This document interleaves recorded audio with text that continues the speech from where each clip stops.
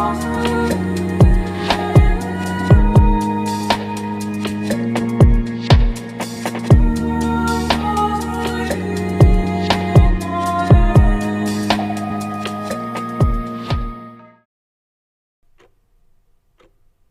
long, unmeasured pulse of time moves everything. There is nothing hidden that it does not bring to light, nothing once known that may not become unknown. Welcome to History of Money, one of the most captivating and well documented stories in financial history that beautifully illustrates the power of time in investing is Benjamin Franklin's legendary 200-year bequest to the cities of Boston and Philadelphia. In the spring of 1790, at age 84, and nearing the end of his extraordinary life as a printer, inventor, diplomat, scientist, and founding father, Franklin added a remarkable caveat to his will. He left £1,000 sterling, roughly equivalent to 2,000 to 4,000 in today's terms, dollars wise, a significant but not extravagant sum, each to his birthplace of Boston and his adopted home of Philadelphia. But this was no ordinary gift. Franklin, ever the pragmatic genius, fascinated by mechanics and systems, designed it as a deliberate demonstration of compound interest. What he saw as a force capable of turning modest capital into substantial wealth over generations.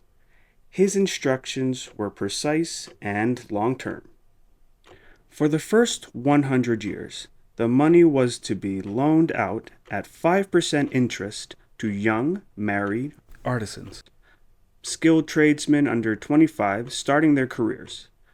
Borrowing repaid in 10 annual installments with collateral required, ensuring low risk and steady returns.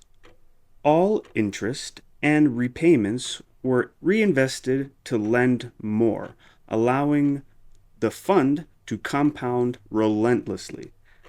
After 100 years, around 1890, the cities could withdraw a portion. Franklin suggested about 3/4 for public works like infrastructure, trade schools, or civic improvements, while leaving the rest to continue compounding for another century. After 200 years, 1990, the remaining funds could be used freely by the cities and states. Franklin calculated optimistically that at 5% compound interest, each £1,000 would grow to roughly £131,000 after 100 years. He was conducting a real-world experiment in patient capital, proving that time, discipline, and reinvestment could multiply money far beyond what simple savings or spending ever could. Franklin died on April 17th, 1790, never seeing the results, but the experiment unfolded across centuries. By the late 1800s, despite some early mismanagement, the funds had grown impressively through consistent lending and reinvestment. In 1990, exactly 200 years later, the combined original 4,000-ish dollars in sterling had ballooned to over 6.5 million. Boston's share reached about 4.5 million and Philadelphia's to 2 million, hampered by occasional lapses, but still remarkable. These sums funded scholarships, vocational programs, community projects, trade schools, and civic enhancements, exactly the kind of uplift Franklin envisioned for aspiring tradespeople like his younger self. The story stands out because it's not about personal riches or speculative genius. Franklin wasn't chasing quick wealth for himself. He engineered a public lesson in time's transformative power. He chose safe, productive investments, loans to hardworking young people building businesses, enforced rules for payment and reinvestment, and removed himself entirely, trusting decades and centuries to do the work. This echoes timeless truths, echoed by figures like Albert Einstein and Warren Buffett.